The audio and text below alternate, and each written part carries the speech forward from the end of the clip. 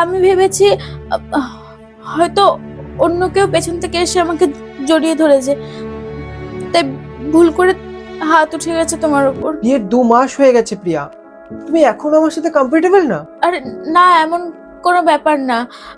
আসলে তুমি হঠাৎ করে পেছন থেকে এসে জড়িয়ে ধরেছো তো, তাই আমি ভাবছিলাম কে হঠাৎ করে জড়িয়ে ধরলো, ভয় পেয়ে গেছিলাম আমি একটু। এই বাড়িতে শুধু তুমি আর আমি থাকি, তাহলে কে এসে তোমাকে জড়িয়ে ধরবে? আমার কি তোমার প্রতি এতটুকু অধিকার নেই?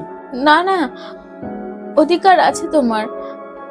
আসলে আমাদের অ্যারেঞ্জ ম্যারেজ হয়েছে তো, তাই আমি কমফোর্টেবল হতে পারছি না, আমার কিছুটা সময় লাগবে। আই হোপ তুমি আমাকে বুঝবে। বিয়ের 2 মাস হয়ে গেছে, আর কত সময় চাই তোমার?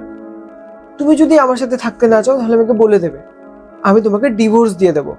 না না, এমন কোনো ব্যাপার না, আমি তোমার সাথে অনেক খুশি আছি, শুধু আমার একটু টাইম লাগবে, তারপরে দেখবে আমি একদম কমফোর্টেবল হয়ে যাব। ঠিক আছে, আমি অফিস যাচ্ছি। আরে লাঞ্চটা।